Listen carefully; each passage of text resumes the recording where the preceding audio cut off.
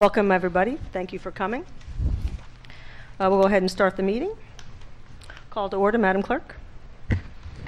Mayor Troopman, Here. Vice Mayor Johnson Sardella, Here. Commissioner Samari, Here. Commissioner Tudor, Here. Commissioner Wise. Here. Stand for the pledge.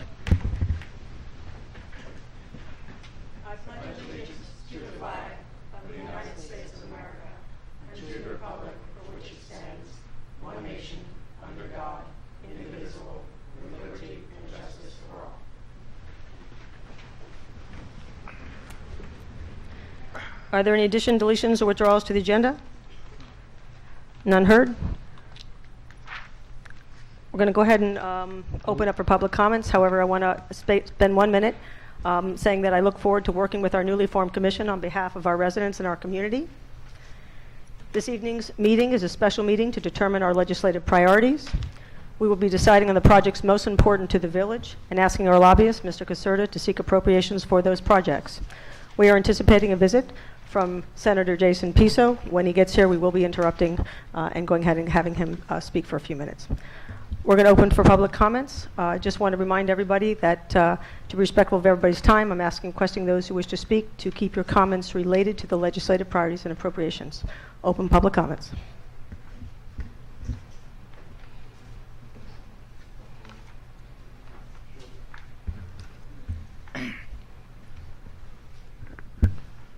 Chuck Ross, 11166 Griffin Boulevard. The legislative priorities list as presented is not a current list. To be clear, this was not brought and discussed before the prior commission. It was also not listed as a wish list. I'm going to read you an email. This is an email from Christian to Dave Caserta on April 4th, 2018 at 5:04. Subject, additional needs for Biscayne Park. Dave, please see attached list of some ideas of additional needs for Biscayne Park. If you have any questions, please do not hesitate to call Best Christian. 2 minutes earlier, he got this following email from Tracy. Tracy Trutman to Christian Manners. Dear Christian, and the subject is your doc, by the way. Dear Christian, here's your document you prepared as requested. Kindest regards, Mayor Tracy Trutman, Mayor, which I thought was kind of odd. Continuing on. The mayor, Tracy, or I should say, the mayor played down the implications of sending this list to the legislative rep, that the excuse being the list was never acted upon, so no harm was done. In fact, the harm is that the voices of Rox, Jenny, Harvey, and Will, in effect, were silenced, and the public was in the dark. It matters none if any action was taken or not, as the remaining commissioners and public were not able to weigh in and provide their own input as you are being given. That was the charter violation. The original list on December 4th was submitted on April the 4th to the legislative rep 8 months earlier. The excuse that over 8 months the mayor-manager forgot to tell anyone is ludicrous. The mayor admitted that she and the manager sent this list on April 4th without bringing it to the prior commission. This is a repeat offense from the prior legislative request for road improvements, which took place a year earlier. That request had to be retroactively approved by the prior commission as it was sent to the legislative rep by the mayor sometime in late September 17, also not brought before the commission or the public. It was discovered sometime in late November or early December 17 when the former commissioner, Rox Ross, inquired of the manager what was the status of the 2018-19 legislative requests. He informed her they were already taken care of. Huh? So a year ago, last December, we went through the same problem. It was discussed in the December 17 and January 18 meetings, and Rox informed the manager that this was not acceptable, it was a charter violation, and he had one boss, the majority of the commission.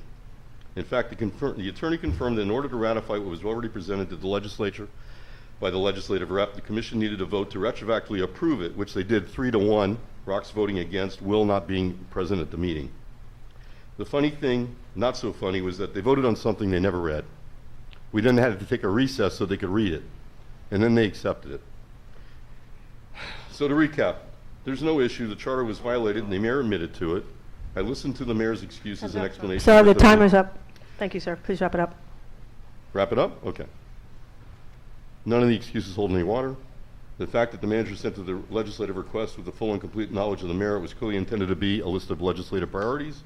Thank you, sir. Additional needs for Biscayne Park. Thank you, sir. We're going to pause here if you don't mind. Before we begin, I'd like to welcome a very special guest we have this evening, Senator Jason Piso, who's our newly elected senator to our great state of Florida. Thank you, sir.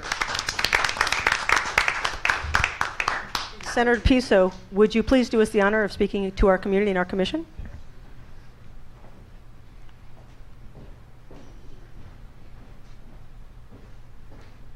Good evening, Mayor and Commission. Again, my name is Jason Pizzo, and I am your newly elected state senator. I understand tonight was a special meeting called for legislative priorities for the session that begins in March. I thought this might be a timely and good opportunity to come meet some of you, but to listen to, I guess I'll play Santa Claus and get your Christmas list here and figure what's up. Our office is structured slightly, if not remarkably different than prior ones. I'm bringing with me, with great sacrifice, the most overqualified staff I could possibly find. Tonight with me is Maggie Gerson. She's a 15-year veteran of the state attorney's office and a fellow homicide prosecutor with me. She's, hold your applause until you hear that she's taken a 65% pay cut to come be the chief legislative aide up in Tallahassee. But we also have Terry Cariota, who will be stationed full-time in Tallahassee. She's prior service to a representative here as well as to Senator Gwen Margolis for several years. Some of you may know her. And also Linda Kraft, who we took as a prior judicial assistant with the circuit court here. She was Jason Block's assistant.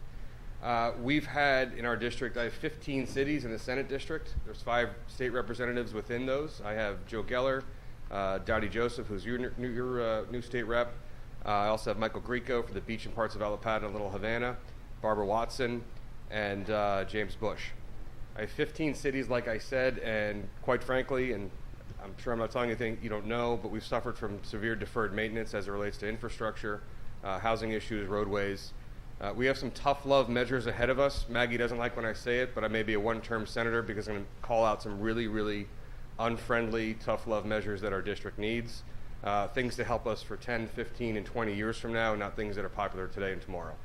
I think we're going to be very effective, but again, I'm not going to be the one who comes back at the end of session with no money and brings you framed proclamations in exchange.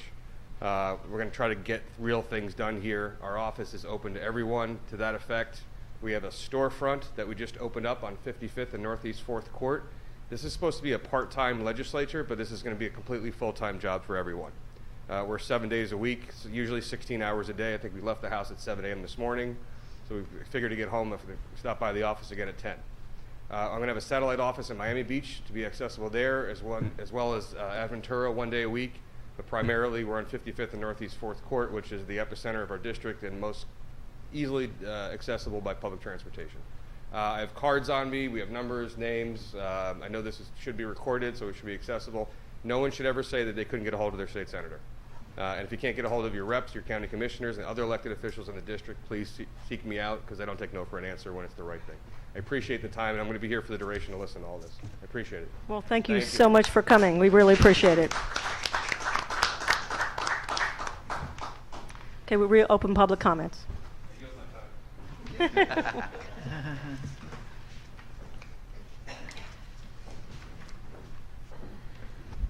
Barbara Kuehl, 111th Street. I agree with everything Chuck Ross said, so I won't bother repeating it. The last meeting, several of us came up and described the situation that Chuck was talking about the mayor producing a wish list without it going before the commission. All of us here have been to commission meetings. We know what has come forward. The things that were on the backup from the last commission meeting, no one had ever seen before. Now it's revised so that it's an individual wish list. But, you know, he mentioned tough love. This commission needs to start practicing tough love. You had residents up here. Every one of the residents who spoke against what happened were all board members, former commissioners, and an acting commissioner.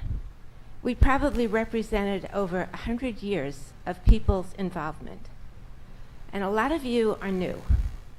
And a lot of you haven't even sat through an entire commission meeting. And I watched the meeting at home, and your I'll say defense, Ms. Mayor, of the accusations against you that that it wasn't true, we didn't know what we were talking about. You did not address the facts that Chuck brought up. that were brought up at the last meeting by a sitting commissioner. If the five of you can't address what a sitting commissioner said with her facts, there's something wrong with this commission. Commissioner Samaria was the only one who said he wanted this to stop. The rest of you looked like you were just going to ignore it. And speaking about the priorities, of all the commissioners, Commissioner Samaria had the most sensible priorities that should be discussed. Maybe because he's put a lot of time into this community, probably more than any of you. He's been around, he's participated, and they're not these ridiculous pie in the sky. I don't know, it's almost like an alternate universe. They're things we need. We need lighting, we need road improvements. How we could have built a new city hall and not provided the police with some type of a generator, that after the last, when we had a hurricane and we lost power, the police had no place to be. These are things that we need, not pie in the sky. And you should answer the questions that have been asked about your actions. Thank you.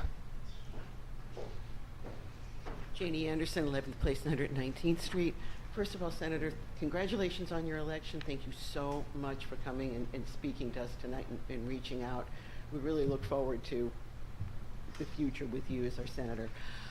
Last week I sent an email. Actually, I sent it twice because I got no response. Dan, thank you. On the second one, you did respond. We've got to do something about the poor attendance at special meetings particular, and I made a couple of suggestions, one of which something on the front page. Another, when blast emails go out, to have something in the body. You can't expect people's interest to be piqued when they've got to do all the effort.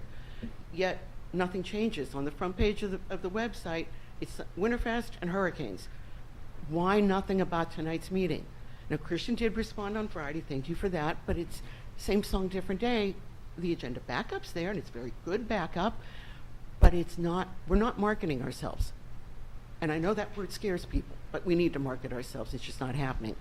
When it comes to planning these legislative priorities, every possible economic prediction says housing downturn.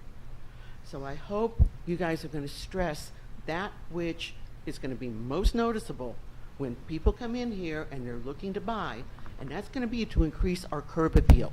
A lot of the things on there are lovely, window dressing, icing on the cake, down the line. But let's get our looks brought up. Dan, thank you for some practical things that will help bring down energy costs. That'll show us to be leaders in clean energy, going solar, solar lighting, code rewrite. Bless you who put that on the list. That's going to go a long way. The window dressing, the pretty stuff will come, God willing, but not if we don't continue to attract people to come in here and pay top dollar for homes. And as Chuck, I think, very aptly pointed out, no one who spoke at the December meeting gave any misinformation, deliberate or otherwise. Further public comments? Having none, we'll close.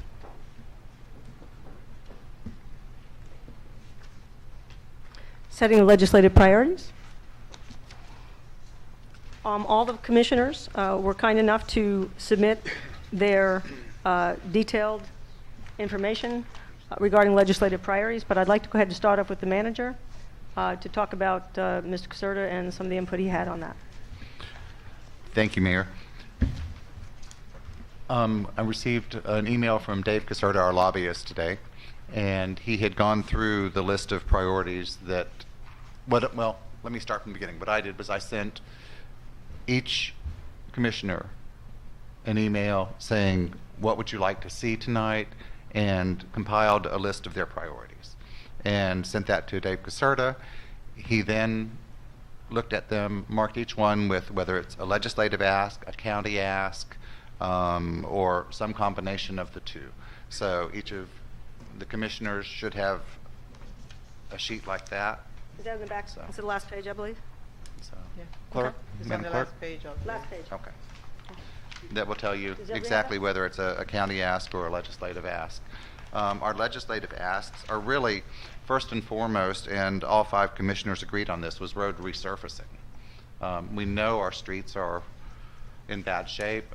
We asked for that last year, and you have all mentioned that you'd like to see that again this year.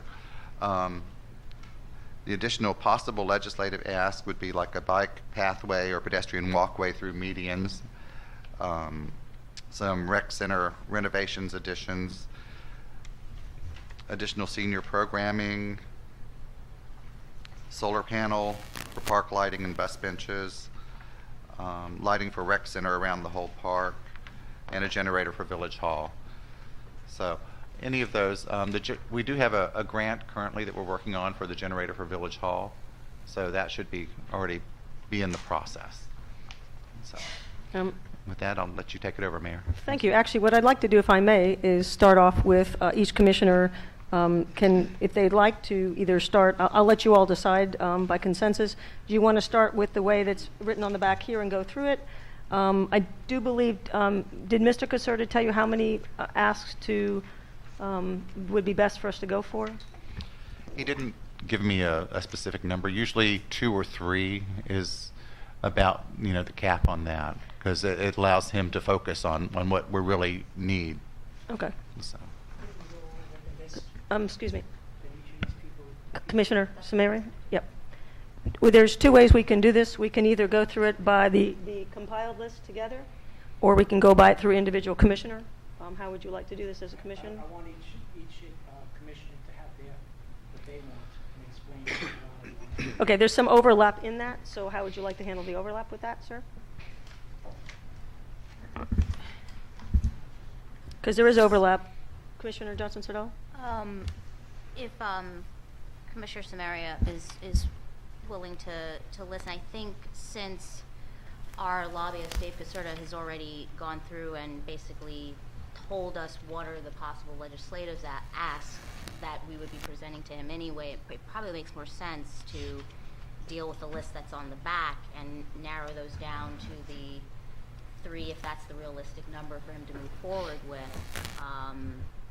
Because I think that's just more productive to narrow it to what actually will be the legislative ask. And then we could deal with some of the other issues. We could But then what was the whole purpose of us doing this if we're not going to be going over what we... Just a moment.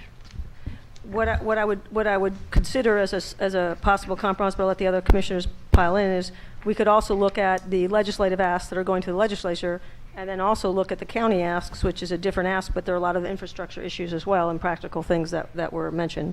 But I'll ask Commissioner Tudor, would you care to weigh in? Sorry, that was Vice Mayor. I got that. Sorry, go ahead. Given that there is an overlap. I'm sorry. Do you want to project the Yeah, discussion item? please. Given So that yes. there is some overlap, it may make the most sense to go ahead and tackle it into 2 buckets. What would be a state ask and what would be a county ask? And then if we go down there, if we go use this list that Mr. Caserta provided us, we could, once we go through that list, each commissioner can comment on it. I know there's a lot of overlap with some issues. Okay. But if we break it up, legislate by the state and county, each commissioner will be able to speak on each issue. Okay, and you consensus with that? Okay, so we have a consensus pretty much for 1 to that, so we'll go ahead and do that. So let's start with transportation, road resurfacing. Last year we were fortunate, and I'm doing that on behalf of Senator Piso, who's kind enough to be here today. We were able to get $913,000 through both houses, but then it got rejected at the governor's office. So is road resurfacing our main issue? Do we all concur and have a consensus? Because all 5 of us agree that that was an issue. It's still an issue for me. I mean, we need our roads done. So it still remains a priority. And we are fortunate to have our Public Works Director with us this evening. If I may bother you for a moment, since you've had the pleasure, I know you haven't been here that long, and like maybe if we have any questions, we can ask you.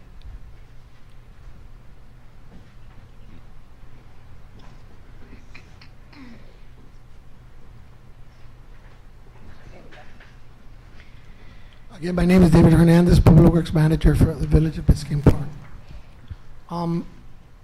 Just a couple of comments in reference to road surfacing. First and foremost, it's obvious. The road conditioning it's in bad shape. However, I want to caution something. Again, sometimes it's not what you see, it's what you don't see. You got to understand that you have also not just road resurfacing, but the water lines that you have out here. They're not owned by the village. They're owned by North Miami. Those need to be looked at also, because apparently they look old. I'm working now, I'm going to be working with the Public Works Director at North Miami, and I have a meeting set up. But I want you to be also understand, it's not just road resurfacing, milling that needs to be done. I've also noticed that there's some locations at the base, the 6-inch base is in bad shape. And if you don't take care of those, that's even worse, because the road will cave in. I've already looked at a couple of locations where the drainage was placed, some drainage locations. Definitely those locations, there's some that are starting to fail. And if not addressed soon, it's going to get worse.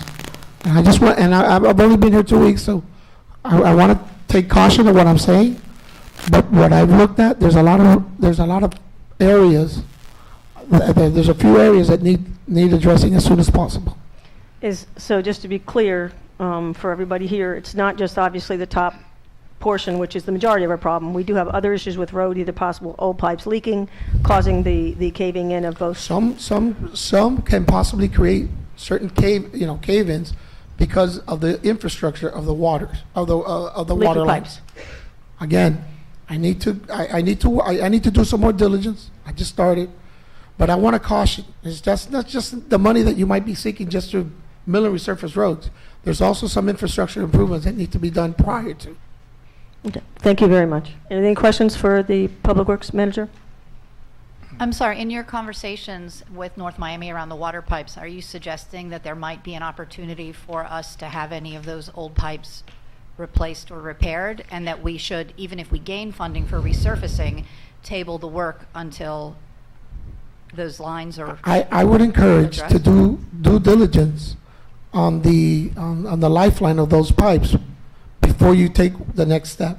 But again, I would just, you have to do some due diligence on my end so I could come back and give you a recommendation of how we can move forward. And Commissioner, and Vice Mayor Johnson And I Sordell. think this is just dovetailing off of Commissioner Wise. What you're saying is we don't want to put the cart before the horse. So it's probably the intelligent thing for us to do is to figure out what's going on through you. I know you said you just started and you're just now looking into things, but to kind of have you come back to us and let us know really what the status is before we move forward with, because basically we'd be getting the funds if we were to be blessed and get it. It would be basically a waste because things could continue to deteriorate and create major issues. And I this is agree. for two areas, right? Drainage as well as water pipes. Depending Drainage on what it is. system And water and pipes. existing water lines. Okay. May I jump in here for just a moment? Please. We know that we have base failure on some of our streets. We know that there's some old water lines as well. If we do get funding for this, it will be several months down the road. So we will have time to Years. start Actually, it's a looking year. and addressing It's a year. these things. It's next calendar year. Right. And so, I mean, from that perspective, we should have time this year to utilize to do that. We have CITT funds that can address some of it. The water lines themselves belong to North Miami. And I believe Mr. Hernandez will be meeting with them tomorrow morning. I have a meeting with them, and I'm going to start the ball rolling So, Just on a for- few other issues also. Just for Senator Pizzo's clarification, we don't own the water pipes, North Miami does, and we're about 80 years into a system, and basic repairs is what's primarily done. So if we don't get North Miami to work with us in reference to the water line, wouldn't resurfacing the money we get be wasted? To me, it would be wasted. yes. That's what I brought up. Right, so We have, That's why I say I want to caution. and I would like you to, we have been working, and we've been trying to work with a number of years, trying to get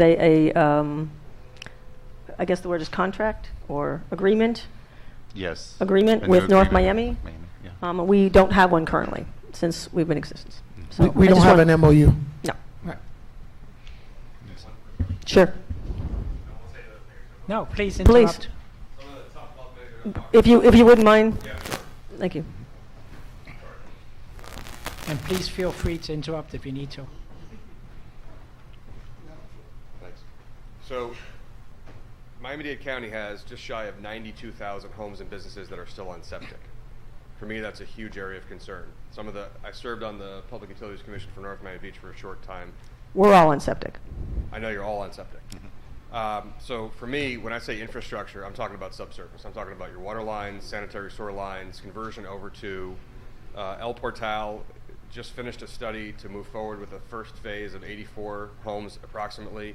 They're getting a little resistance from the school board, so I'm reaching out to the school board to say, give them the easement that they need, let's get this going. So especially if it's in the district selfishly, if you're getting headwinds and resistance from other municipalities especially that are in our district, then I'd like to bring everybody to the table and just get it fast tracked. I don't want to wait 6 months, 6 years, or 16 years. So on the road resurfacing, I'm sure that's a top priority. You'll probably find data about traffic accidents and candle problems and fatalities and all that stuff. But I'm seriously concerned just about you keeping at base your assessed values of your homes for the next 30 years, so people can get loans and you can sell and be marketable. And so when I see the water tables rising to within 1 foot of septic fields in some parts of the county, it's terrifying.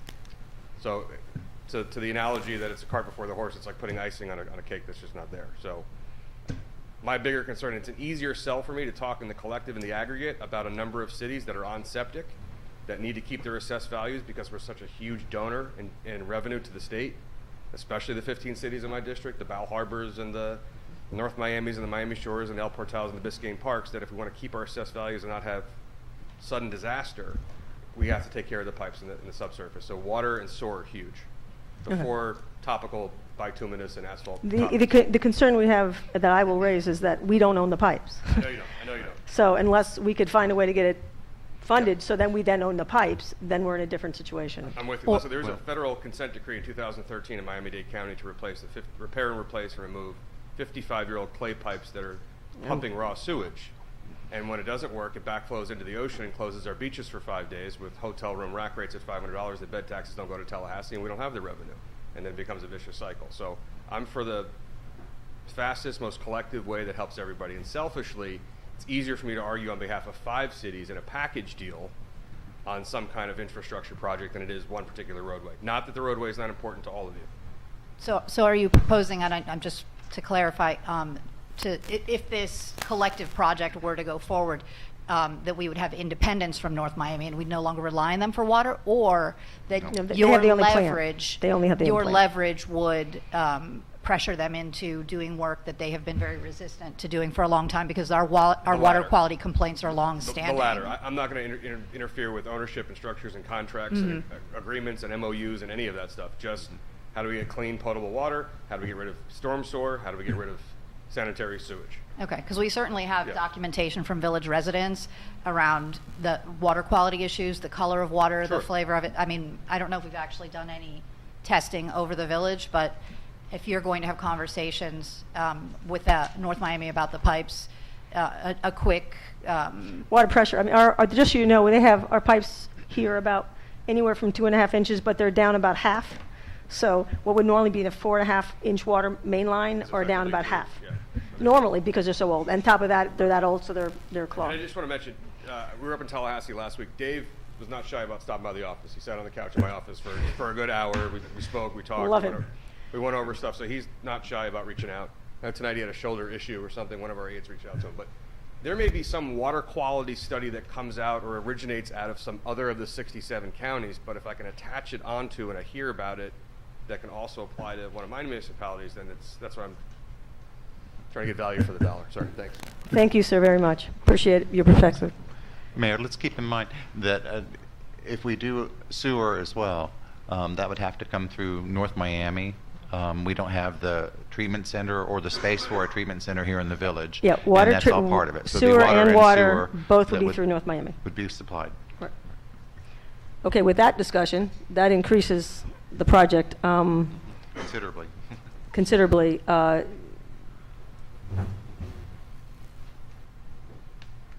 Understanding the problem, that is a much larger ask. It would normally be to hook up each individual resident. I think the cost was $6,000. Is that correct? I believe it was something like that. Yeah, it was pretty expensive. So. It wasn't just the cost of getting it in, it was eventually getting each person hooked up to that, Mhm. correct? Yeah. What, for the sewer? Yeah. Yeah, it's 40 to 60,000 per home, roughly. 40 to County. 60,000? Not for the hookup. The cost of tearing up the roads, putting in sewer. Okay, yeah. The county came back to me and said, you're looking at anywhere from $40,000 to $60,000 per home is what you're going to be paying. That includes completely new roads, the whole kit and caboodle. Their suggestion was that the hookup is going to be separate, but their suggestion is that if we're going to get funding for that, include that in there so that that's not a hit on the resident. Okay.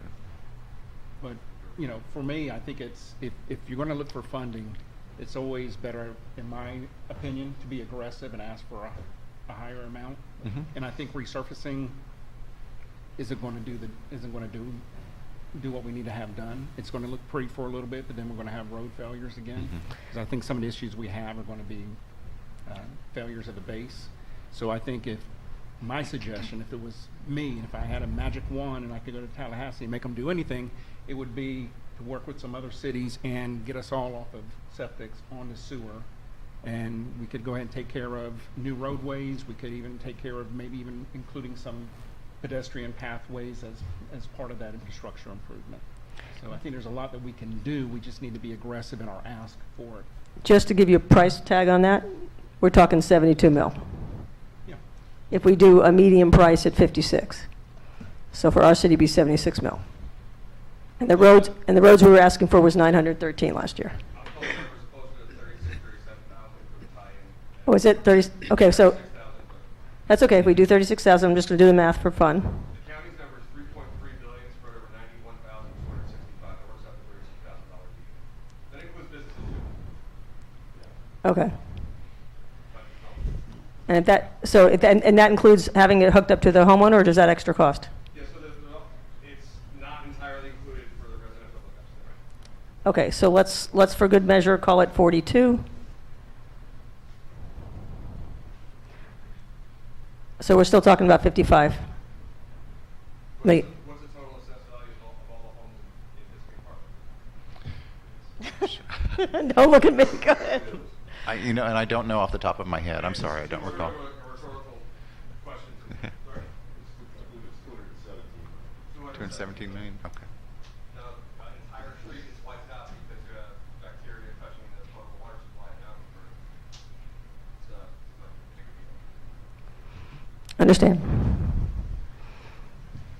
Okay, so this leaves food for thought. We can, are you encouraging your other cities to look at this particular piece as well?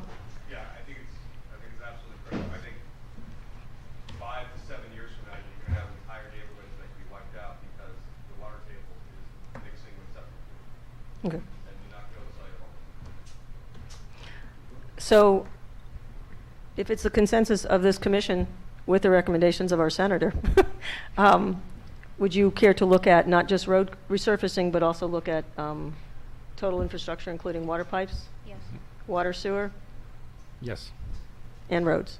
Yes. Yeah, I Yes? think it needs Yes. to be the whole package. Yes. Yes, we have consensus. I will take it that is our number one priority. Yes. We all agree? Yes? Yes. Yes. Commissioner Samari? Yeah. Okay, so we have our first priority. But question, is that realistic? I mean, is that priority realistic that we can get it done? Dave's only got one bad shoulder. The rest of it's good, right? Okay.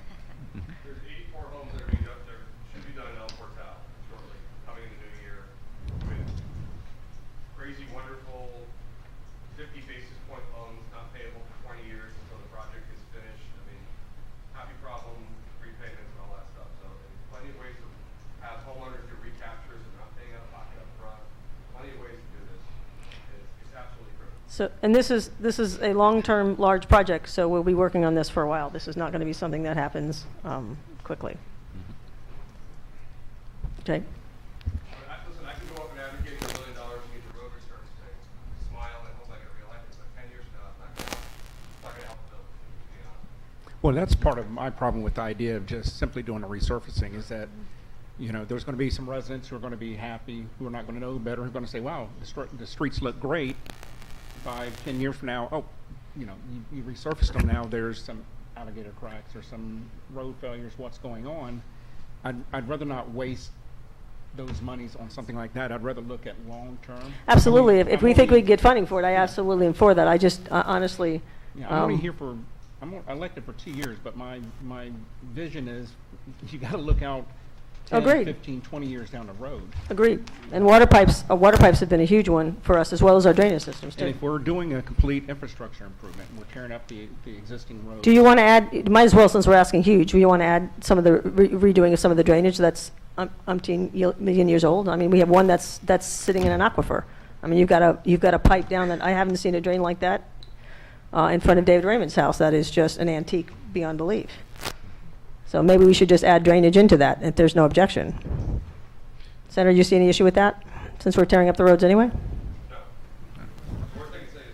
Yeah, storm drainage is really, I mean, if we're putting in a sewer system, storm drainage would probably connect in with that, so. So can we, if it's consensus of this commission, can we add drainage into that, since we're ripping up everything anyway? Yes. Yeah. Yes. Yes. Yes. Okay, so that's number one. Is there a number two, smaller? Everything else looks And rather I want a minuscule now. pony. We have adults, we have rec center renovations, additions, we have additional senior programming and lighting for around the rec center and generator. Generator, I Which- think is probably moved up to 2. We also funded a generator for Village Hall. Yes. We did fund a We generator. funded a portion of it. A portion And so, of it? yes, and we're applying for a grant as well, so. Okay, do you feel that's a need for us to, maybe we should ask the manager, do you feel that's a need based upon,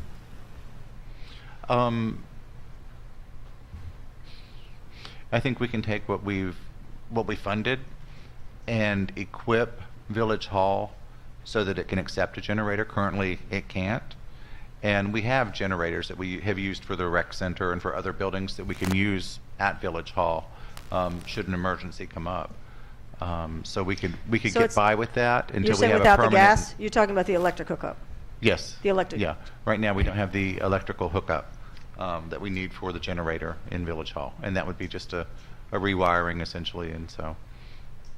Okay. Anybody else? I like to see a generator in each of the Village Hall, Rec Center, and so on. I just don't want one generator that's going to be popping all over the place. We have multiple generators, and so we already have those, and so we're pretty good on that.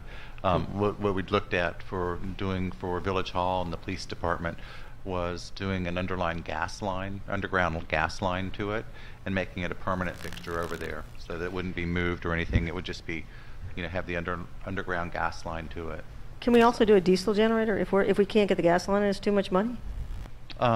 We can certainly look at Because that as well. that's what they end up bringing down on the trucks every time a storm comes in. They come in with diesel generators. We could permanently mount one, And so possibly we can look Yeah, into that as because- well, so. depending on the One- cost.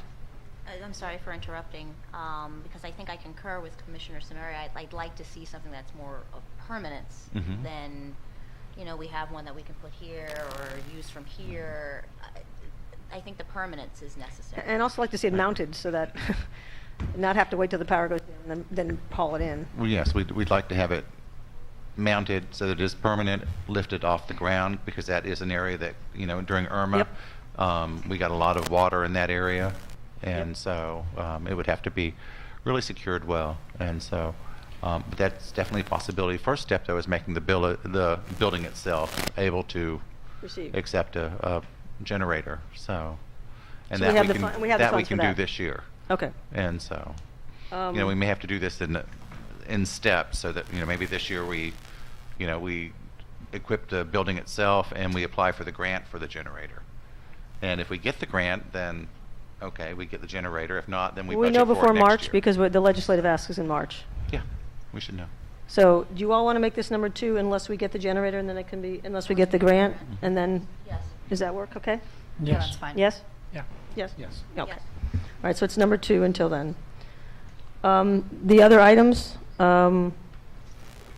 we have bike pathways and pedestrian walkways. I'm going to let the commissioners who brought that forward, I believe it was both, actually it was 3 commissioners, so we'll start with Commissioner Wise. Sure. Just in the process of the campaign, I heard from a number of residents that they felt strongly that the village wasn't safe for pedestrians, nor did it seem to be mindful of our lesser abled residents. So while sidewalks may not be realistic due to the unique character of our streets, and also we have medians with a lot of tree growth and roots, I do think it would be wise for us to take a close look at ways that we might achieve that. One conversation that I had with the village manager was around how we might be able to use some CITT funds to achieve that if we were to connect a circuitous walkway to public transportation at the southern and northern points, the bus stops along Northeast 6th Avenue, if we were to connect the walkway to that. So anyone who was commuting to work and was catching a bus on Northeast 6th Avenue could walk from their home in the village. But also anyone else who needed it just to enjoy the park or have access would be able to take advantage of it as well. I sketched out a little bit of a notion of how that might work here. I would not call it exhaustive or in line with any standards of engineering practice. It was just a proposal and a starting point for discussion if the commission feels that this is an item of enough importance to consider asking for monies for and trying to embark on a journey of finally giving our village and our residents a place to walk or push wheelchairs or strollers. Thank you. Commissioner Johnson Sardello, and then Vice Mayor Johnson Sardello, and then Commissioner Tudor. My reason for adding it to my list kind of echoes Commissioner Wise, because my thoughts were just pedestrian safety. While we try to tackle traffic and certain people speeding through the park, every time I drive through the park and I'm seeing mothers or elderly or young or whoever walking their dogs and everyone has to be in the street, basically, that was my thought, to create some sort of pedestrian walkways through the medians to help either people step off the road where pedestrians or villagers can stop and chat, walk their dogs. So it really was a topic of safety for me. And I mean, if it makes sense to the commission, yes, it's a little bit of a beautification ask, and I understand that. So it's whether or not we think right now it's a time to ask for that, but my thoughts were pedestrian safety. Commissioner Tudor? This is probably one of those issues that even before I became a commissioner, I've talked to people at Village Hall about and talked to former commissioners about, that the one thing that I think is missing from here in the park is pedestrian walkways, whether they're sidewalks, pedestrian pathways. You know, living on 113th Street and looking out, being in the front yard and watching, you know, new families that have moved in, pushing a stroller, you know, in the street, and cars are coming and they're not slowing down fast enough, and then they're driving into the medians that we're trying to eventually protect. And it's just a matter of time before something happens. And I think it's imperative that, you know, for me, this is probably, out of the priorities, this is, you know, my number one, number two is the pedestrian walkways. We've got to take that consideration. This is a very, we have a lot of new families moving in. This is a very dog-friendly neighborhood. A lot of people are walking their dogs out. And as the evening times come sooner and sooner, you find people who are going out, walk around, and you can't see anything. You know, you're driving down there, and its visibility is horrible. So there's another issue about lighting. But you know, if we look at the bigger infrastructure improvement projects, I think this is one of those things that we have to throw in there, and it's something that we have to do. It's not, oh, I would like it. It's something that we have to do. It's beyond just you know, a personal preference. It really is about safety of our residents, and so we owe this to them. And I just want to give a little information to Senator Piso. We have some interesting width in our streets. We have everything from, and I think the Public Works Manager can verify this, we have streets that are 16 feet wide. We have very narrow streets where cars have to pull over onto either the swale in order to get around. We have big, huge medians, streets, and smaller medians. We have a very eclectic, unique, old. So one of our challenges, we have there's an enormous amount of people that walk all the time, whether for exercise, dogs, and I think you've heard that. And it is a challenge for us for pedestrian roadway safety. We put up signs, but at the end of the day, people, roll through stop signs, and we have major traffic culling issues, and we're having more and more building around us. So we have big, huge projects on either side, which will make all of our north-south thoroughfares a throughway. So you'll hear traffic culling is another part of the ask coming forward. And that's where a lot of our county asks are coming in.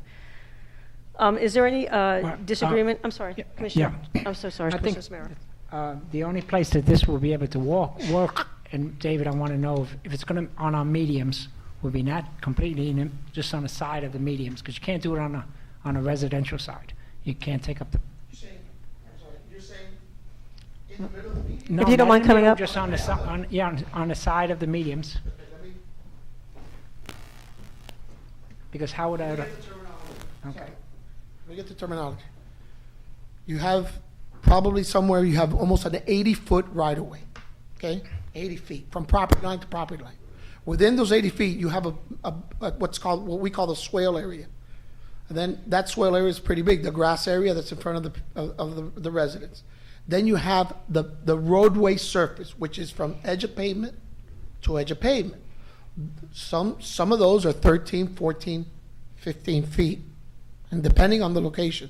Then you have a median, and then you have another side of an edge of roadway, which is edge of pavement, and then you have the swale area. So specifically, what area are you talking about? Well, it would have to be where the medium is, just right, not in the middle of the medium, but on the side of the medium. 'Cause Are I you don't saying think- that's I don't not think you can necessarily put it- true, that because we have... I'm sorry, just one, if you don't mind, Yeah. allow him to finish. Thank you. Sorry, I didn't mean to Commissioner Samara, go ahead. Yeah, I don't think you can put it on the side where the residents are, because. So you're saying closer to the median Let me give it at the first. edge of pavement? Yeah, but, right, yeah, that'd be. Okay. Right now, in those cases, I would have to look at it. But then I don't know we're- how many feet. Right. But if we do some type of pathway and we designate it as a pathway, we have to keep in mind that it has to be at least 36 inches because that's exactly what we're going to create. And once you create a pathway, we have to be looking at other standards. Right, but you also Okay. have the trees there. Aren't the I trees understand. gonna- So trees I are would, gonna go right underneath. I would have to look at them. I would have to be specifically and take a survey out there. Yeah. Commissioner Wise? Yeah, the Commissioner double Wise? wide might work. The double wide mediums would work. But the other ones, I think the tree roots will go right underneath and it's gonna pull right up the sidewalk.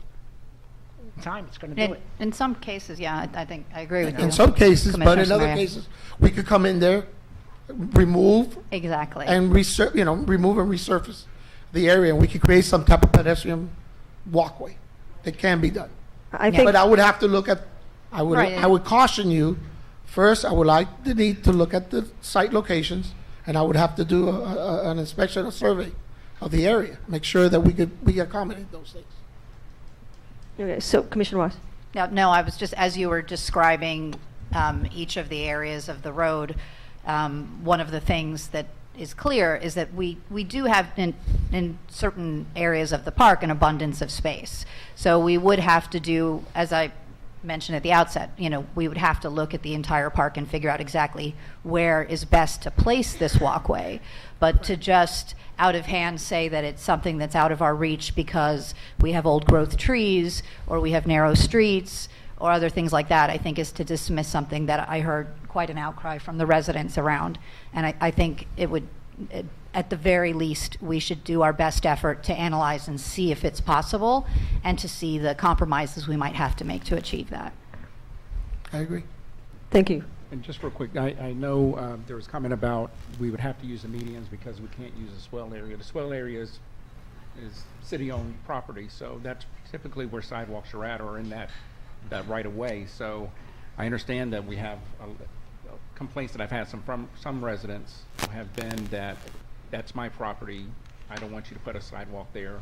And I think it's important to note that that's village-owned property. Yeah, So we have every right to, for pedestrian safety purposes, if that's the best location for No. pedestrian walkway or sidewalk, to put it there in the swell area, in that public right of way. And that's the only comment. I'm not saying that's the way to do it, but I want it on the record that, so people are well aware that, I understand some people may have developed and planted some nice things in part of that swell area, but my focus is on pedestrian safety. And if the only place to put it is in that swell area, then the sidewalk is going in that swell area. But isn't part of this, Wait, one second, please. Commissioner Spare, go ahead. isn't part of the swale area also was part of the driveway ordinance that we were talking about doing? So you can't have it both ways. They're going to be part of the driveway ordinance, which is going to be coming up soon, or we're going to do this for the sidewalks? Public safety is very important, and I agree 100% with that. Let me address that really quickly, if I may, for you, because I do have a little bit of knowledge on this. Just because you have a driveway or a swale, sometimes what they'll do is they'll put the sidewalk in up into that point. But you are correct. If you have a swale parking area, that does create a bit of a conflict. But what I want to say is I don't think this is out of our reach to look at it. I think for me, I heard another story where just recently to the park, this gentleman in a car was coming up and riding people very, very fast behind two bikers. So it's not just walking, it's also biking. So to me, this is going to be a multi-tiered approach, because at the end of the day, bikers aren't going to go on a sidewalk. So you do have pedestrians and you also have bikers. I think you have to look at the whole picture and how we can make it safe for walkers. I do agree that, however, this is something that needs to be looked at. We haven't really looked at it. We haven't really had to look at it. But as population increases on the outside, as development increases on the outside, we're going to get more and more cut through. And we have to make it safe for our residents. So I happen to concur we have to look at this.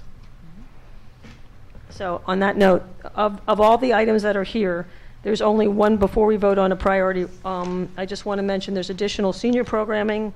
Those are the ones that really had the biggest support. And then rec center equipment, but that's a county ask. So do we all agree at this point, based upon what's listed here, that is the third priority at this point? What? Because we have number one, the large, I don't want to call it road resurfacing project anymore, I'll call it complete infrastructure rebuild. And number two is a generator, and number three was the bike pathway, pedestrian pathway. Or do you want to make bike pathway 2 and generator 3? No, I want to keep generator 2.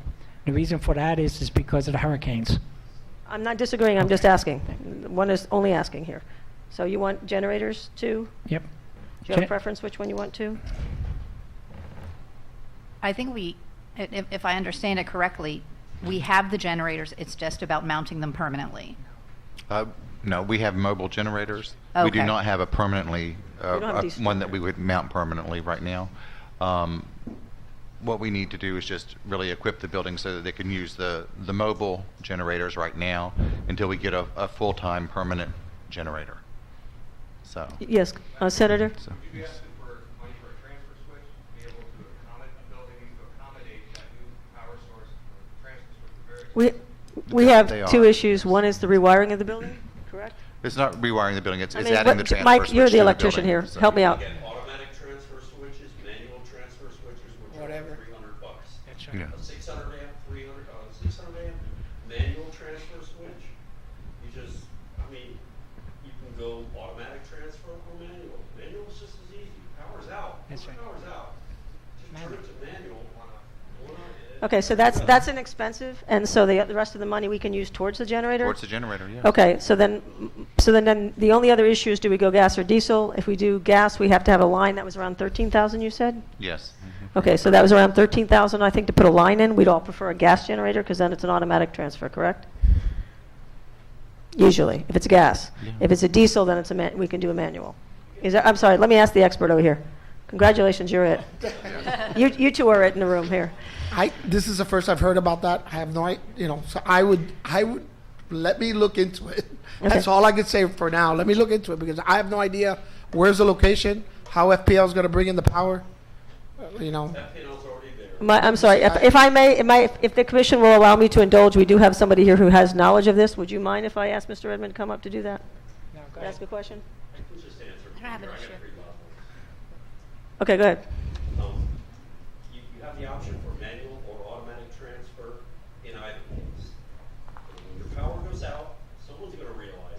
Okay, then you flip it. You Okay. just flip the switch, turn the generator on. It's already got fuel one way or the other, however you know, set it up. Okay. Set it with liquid propane, set it with natural gas. They're all The diesel. viable Okay. options. You can get tanked with Diesel. natural So, yeah. gas. The best is probably the natural gas because you don't have to worry about fuel. We have fuel problems in the long-term hurricanes where we have So- when that hits.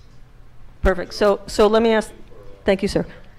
So let me ask the commission, for our generator for the village, can we agree that we would prefer to go, if possible, with a gas generator then? I would want to go with whatever is the most practical. Like Mr. Redmond is saying, if it's a long-term storm and gas becomes sparse, No, manual. then, you know, I want whatever won't be a problem in the long run. Okay, so let me back- So whatever that best choice is, that's what I would want to. Okay, so then let go me with. back up and ask a quick question then. Do we want to keep it as number 2, and do we want to make bikeway pathing number 3? I'm still with number 2 for the generators. Okay, 2? Okay, we have a consensus? Yes, Yes? yes, Okay, so then we'll make bike pathways number 3? correct. Okay, let's keep going for now, and we can reorder that if that's okay with the commission, if you have a preference afterwards. The only other possible legislative asks, if I didn't miss it, let me make sure. There's a rec center addition. I was the one who brought that up. I have wanted to see, our rec center is internally, I think, first of all, I want to thank the manager for making it outside and inside look a lot spruced, so thank you for that. But we do have a kitchen that's pretty dilapidated. We do have flooring that's needed. We also could possibly, I was looking at putting another addition on to do other programming and gym and other activities in there and senior programming in it. But my understanding is it's possibly legislative, but it's more likely a county ask. So I don't mind withdrawing that for now and see if we can work with the county on that. Yep. Okay. The next one on the list is additional senior programming. There were 3 commissioners that spoke of it. I'm going to start with Commissioner Wise. Sure. I see that Commissioner Sardella is on there, and I have a feeling we're going to have the exact same rationale for this. I'll defer to her since I kicked off the sidewalk conversation. Okay. Well, my original thought was just in the rec center to make our rec center just more welcoming for our entire village. You know, there's things there for children. We have activities for children, but it seemed to be lacking for our elders. And you know, when I've heard stories in the village of certain, you know, elderly citizens that, you know, either seem to be alone or can get lost in the shuffle, I thought it would be a good idea for us to add more programs so that, you know, residents are aware of each other, and you can form those relationships and those, like, I don't want to say, like, looking out for one another. And I just thought that's lacking in our village, because, you know, when I hear about someone that either has passed away or someone didn't know someone was in distress, it's stressing. So that was the reason that I brought it up as an ask. Commissioner Wise, do you want to add anything?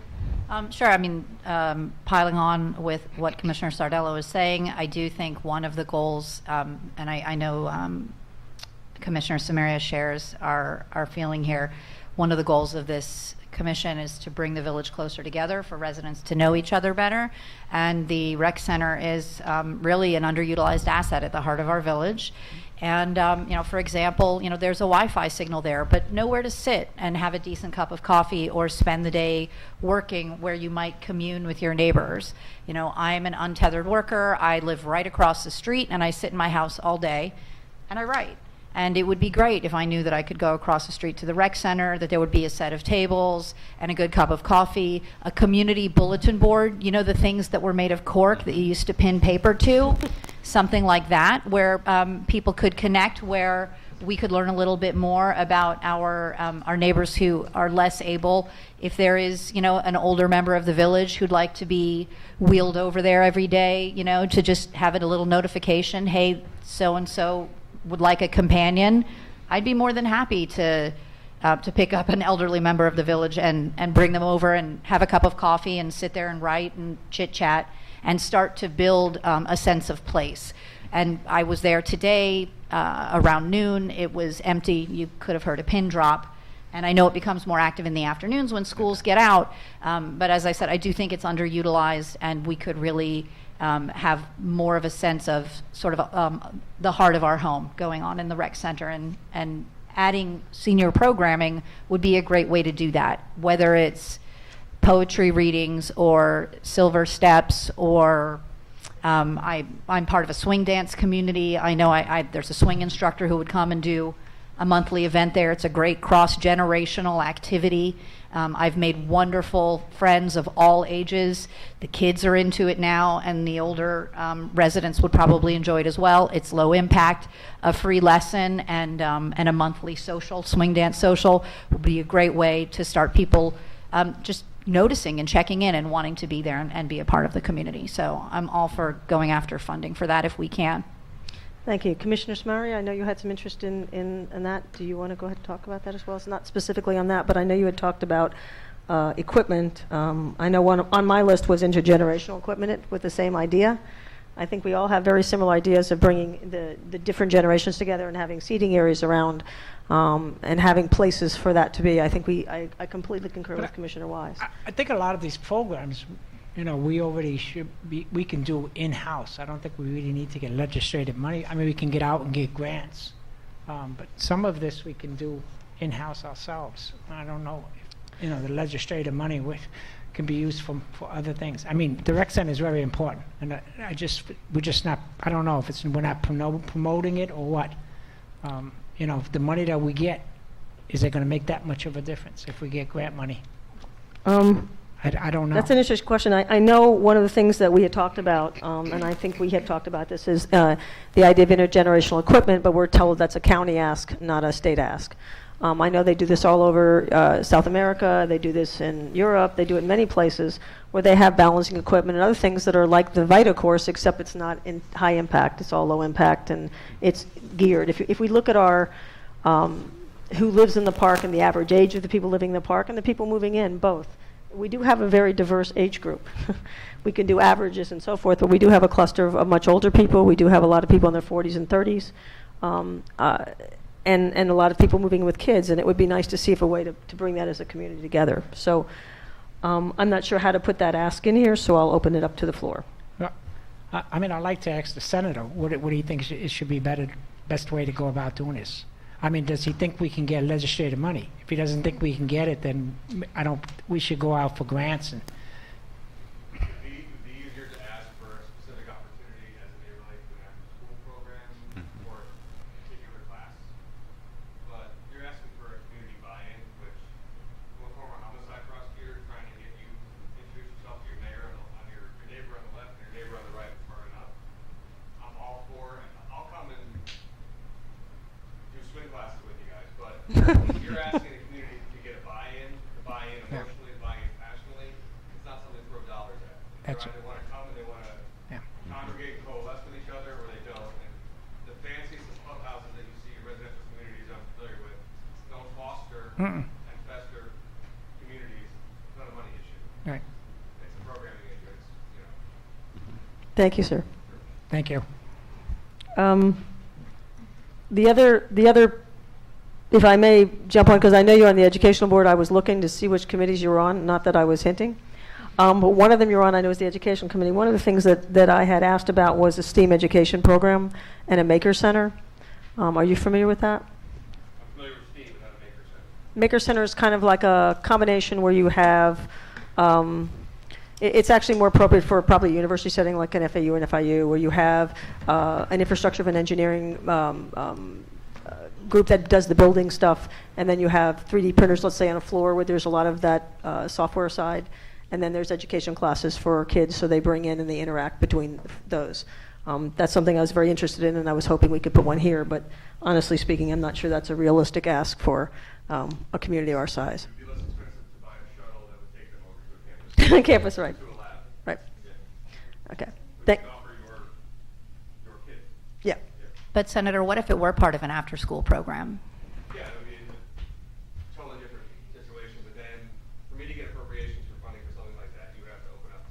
huge number of kids. We do, we actually do, Yeah. but it's a very small group of kids. It's not a large enough. Yeah. Okay, thank you. Other possible legislative asks, I think we've covered everything except for lighting around the rec center. And which one? Solar panel for the lighting. I guess it could be combined, but. Oh, yes, we could do the solar panel for the lighting. We could take both of those and put them together. Commissioner Samari, since that's yours item, would you care to talk about that? Yeah, okay.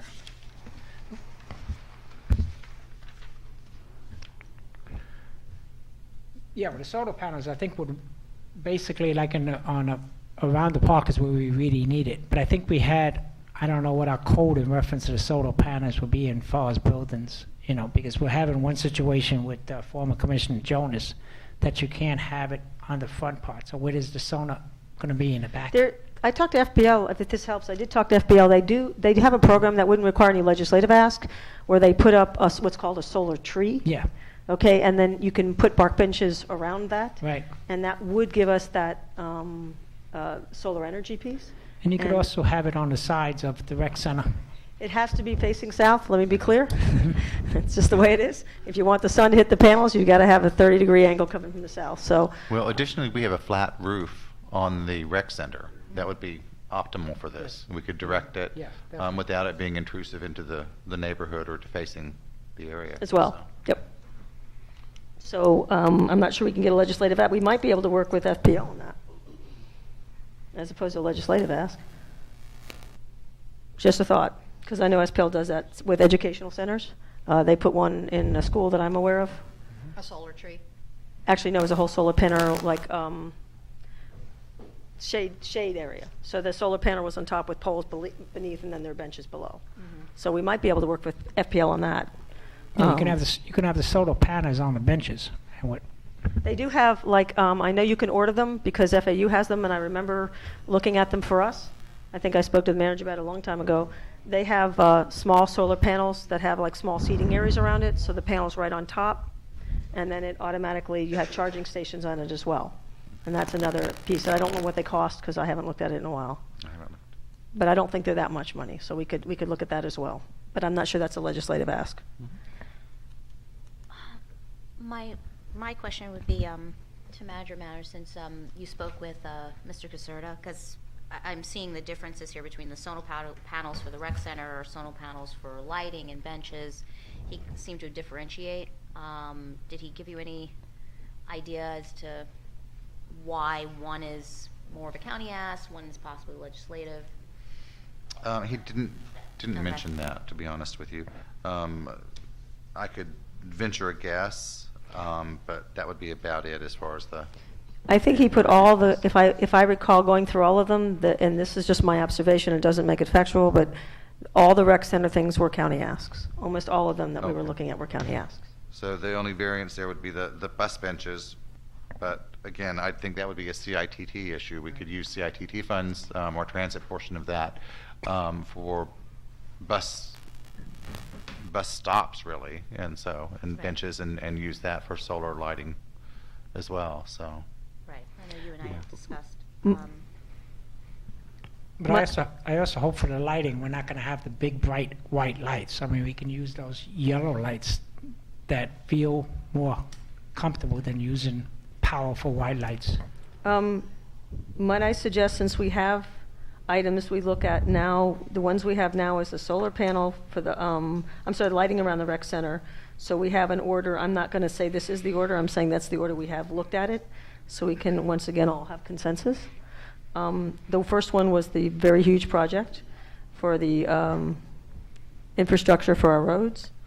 The second one was the generator. The third was the bike pathways and pedestrian walkways. And the fourth one is the lighting around the rec center, and possibly putting a solar panel in as well. Now, we're talking about the light, not only around Just- the rec center, around the park too, right? Can't we tie that both in? That's an FPL thing, unless you're talking about some other form of lighting. That's all FPL on the poles.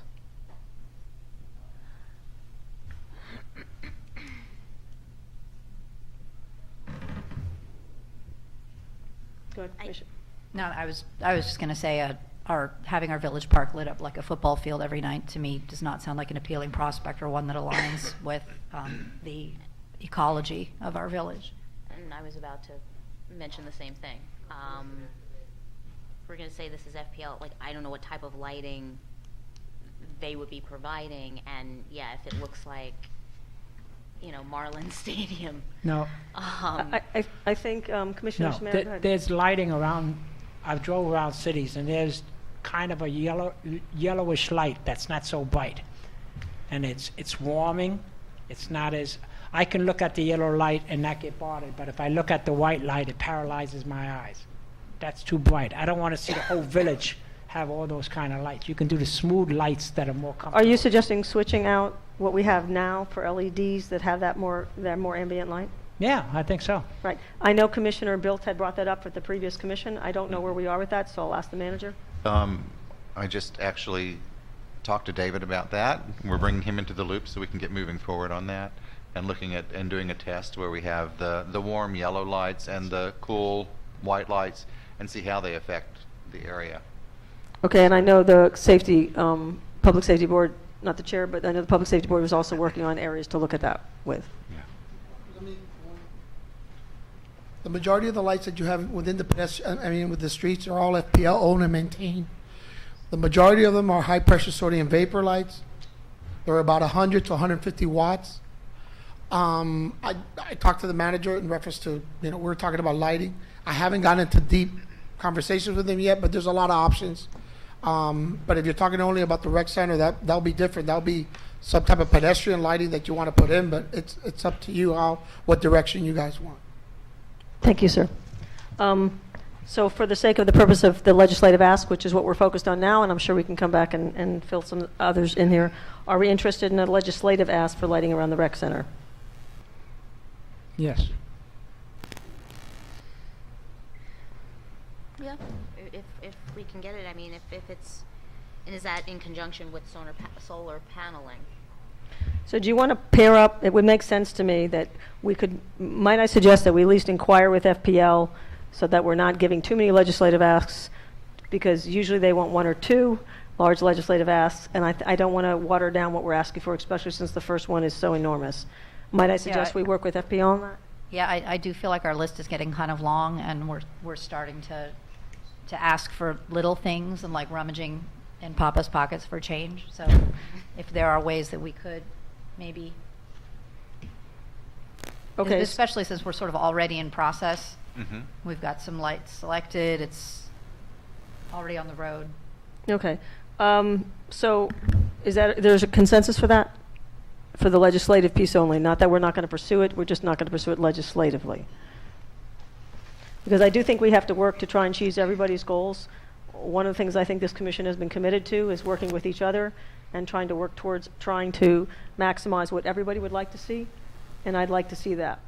So if we don't ask for it as an ask, I'd like us to bring it back, since Commissioner Samari has, I'll put that, I believe that's Commissioner Samari's ask, if we may do that, if we don't do it as a legislative. Is that okay with everybody?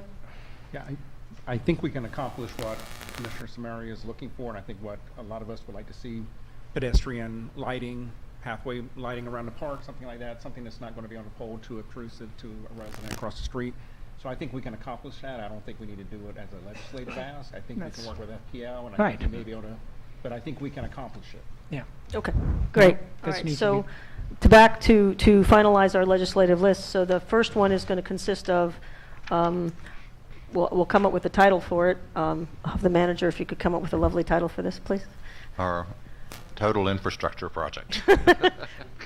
Where it's going to be a sewer, it's going to be water pipes, sewer, road resurfacing, and drainage. And that is our number one ask. Our number two ask is the generator for the village in whatever capacity. You can make it permanent for Village Hall. The third legislative ask is the bike pathways and pedestrian walkways. Do we have a consensus? Yes. Yes? Commissioner Samaria? Yes. Okay, so that's 5-0. For consensus, that will be our legislative asks. I look forward to working with my commissioners on the other items on this list. Perhaps we can schedule a meeting to do so at a future date after our next regularly scheduled meeting. Sure. I would love to beg the indulgence of our senator for just one more moment, because I felt like I sensed a slightly warm reception around the notion of STEAM for an after-school program. And while it may not be a legislative priority this year, just while we have him here, if you don't mind, if I could Absolutely. just ask a question or two. If this is something that we could look at further out, I think one of our, what might be seen as a liability could also be an asset, which is the size of our village, that we're small, that we have a great central heart, which really puts us in a rarefied position to develop pilot programs that could possibly be models for other similarly sized municipalities, and then maybe even larger ones in the future. And as I mentioned in my ask around STEAM programming for after school in the priorities that we all submitted, I do think we need to have a longer view around the role of a municipality in the education and fostering of the skills of our young people. And if there were a way that we could, say a year from now, bring to the table a large technology partner, perhaps, who was willing to give us a grant, would you see that as a ripe opportunity to then go to Tallahassee and say, listen, will you match these funds to help us create a pilot program for after school to start bringing our young people up to speed and prepare them for a digital future, which is really already on our doorsteps, and other nations are outstripping us in how they pay attention to their young people and provide that kind of education. Would that be a good way to sort of prime the pump, if you will, to perhaps gain some legislative funding maybe a year out from now, when we have a little bit more clarity around the kind of program we might offer, and perhaps a corporate partner who was willing to give us grants? An absolute yes, and all fires to that. The teasing of Amazon putting a headquarters anywhere in Florida kind of unveiled a number of best practices from the corporate sector that why people do not want to come to Florida. Mm-hmm. It ranges from schools to no LGBTQ protection on a statewide level to a number of other factors that, and so if you're asking if you guys were a microcosm model and you've got the backing of somebody that demonstrated that work, different corporations from Pepsi to Nike to McDonald's to Apple do these things all the time. Absolutely. And selfishly, I would tell you that a great STEAM program would be municipal infrastructure, and have a university lab come here and teach kids that are in your municipality about infrastructure and roadways and sanitary sewer and storm sewer and what cities of the future best practices should be. I mean, it's a pretty easy example that can piggyback off of an ask that we're doing at the state level. The short answer, the long answer to your question, yes. Okay, great. And we thank you, I've 'cause already I- identified a few partners I met at Art Basel. Fort Lauderdale, there's a Young Arts program that's doing a STEAM program and doing exactly the things that you're saying. And they'd be more than willing to come here and help us build a program to guide us towards the right grants. And then there are technology partners like Cognizant that give a lot of money every year and do a maker fair for young children, actually. So I definitely think that's something we could pull interest together on. Look at the Urban Land Institute too. Look at the ULI. Mm-hmm. Okay. They do studies in every town, city, area. They've done for North Miami, they're doing the city of Miami now, on resiliency, on climate change, on development, on railways. The Urban Land Institute is I was a member for years. My master's was in planning and development at Columbia University. The ULI is huge. Now, I had the privilege of developing 6 STEM programs for 6 middle schools. And I will tell you that the understanding of what a STEM program is, even from an educational perspective, at district and levels, is incredibly infantile at this point. And it would be very wonderful to see that pipeline develop, especially to our community colleges as well as to FIU, and create programs that are very specific, that are interwoven into our public school system. That's just my plug, generally speaking, for you, not specific to our city. Thank you so much. Thank you first of all, I want to thank you so much for coming this evening. We so appreciate your doing that and doing so without even our asking. So we thank you very, very much. If there's anything we can do to support you, please let us know. Is there anything else, any other comments from the commissioners? No, that's it. No, thanks. No. Okay, thank you. With that in mind, announcements, please. Sorry. Okay. We have on Wednesday, December 20, 2018, 6:30 p.m. Public Safety Advisory Board, which is tomorrow. Monday, January 7, 2019, 7 p.m. Planning and Zoning Advisory Board. Wednesday, January 9, 2019, 6 p.m. Public Art Advisory Board. Our next commission meeting is scheduled for Tuesday, January 8, 2019, 7 p.m. And on Tuesday, December 25, 2018, all village departments will be closed for Christmas Day. And Tuesday, January 1st, 2019, all village departments will be closed for New Year's Day. Wishing everyone a very happy holiday season. Just to also encouraging people to come to the Public Safety Advisory Board meeting for those of you who have traffic issues. Having said that, everybody have a very happy holiday. Is there no objection? We will adjourn. No objection? No No, objection. none here. Meeting adjourned.